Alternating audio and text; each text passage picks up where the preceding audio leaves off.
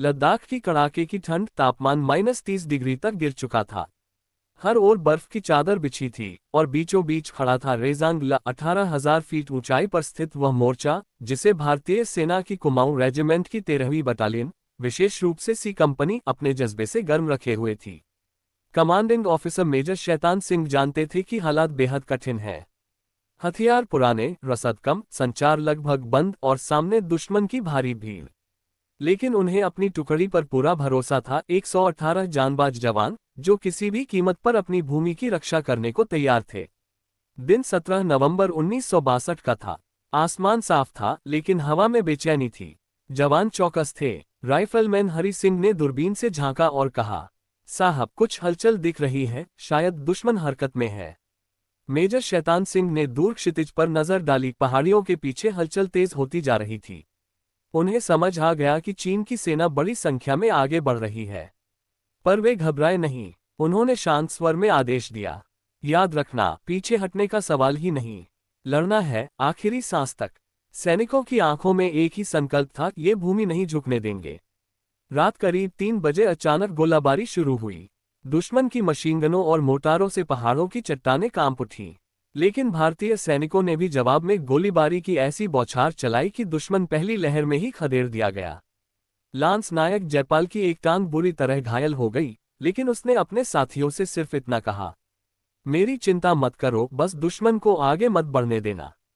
कुछ ही समय में चीनी सेना दुगुनी तिगुनी ताकत के साथ लौट आए। उनका लक्ष्य था रेजांग ला को किसी भी कीमत पर कब्जे में लेना।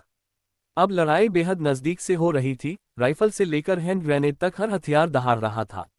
मेजर शैतान सिंह हर पोस्ट पर जाकर सैनिकों का हौसला बढ़ा रहे थे।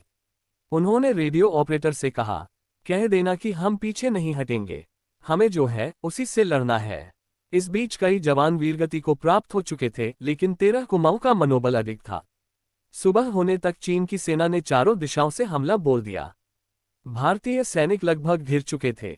खाना नहीं, पानी नहीं, गोला बारूद खत्म होने को, पर दिलों में हौसला चरम पर था। जब गोलियां कम पड़ने लगीं, तो जवान चट्टानों के पीछे से दुश्मन पर टूट पड़े। बायोनेट चार्ज, हाथों में राइफलें, लेकिन गोलियों के बिना, फिर भी वे दुश्मन की कतारों को चीरते चले गए। मेजर शैतान सिंह गंभीर रूप से घायल हो चुके थे। उनके साथियों ने उन्हें पीछे ले जाने की कोशिश की, पर उन्होंने साफ कहा, नहीं, मुझे मत ले जाओ, अपनी पोस्ट पर वापस जाओ, अपने साथियों का नेतृत्व करो। कुछ ही देर बाद उन्होंने मातृभूमि की रक्षा करते करते अंतिम सांसें ले लीं। जब युद्ध समाप्त हुआ और भारतीय बचाव दल रेजांग ला पहुंचा, तो दृश्य देख सबकी आंखें नम हो गईं। 118 में से 114 सैनिक वीरगति को प्राप्त हो चुके थे और वे अपनी अंतिम स्थिति में भी दुश्मन की ओर ही देख रहे थे, गोली चलाने की मुद्रा में। दुनिया ने भी इस बलिदान को सलाम किया। बाद में ये लड़ाई पलटन युद्ध इतिहास का सबसे बड़ा अंतिम व्यक्तिगत युद्ध कही गई। रेजांग ला सिर्फ एक युद्ध नहीं था, यह उन सैनिकों का त्याग था जिन्होंने दुनिया को दिखाया कि देशभक्ति गोलियों से नहीं, इरादों से मापी जाती है। उनका बलिदान आज भी लद्दाख की बर्फीली हवाओं में गूंजता है। हम थे, हम हैं, हम रहेंगे इस धरती की रक्षा के लिए।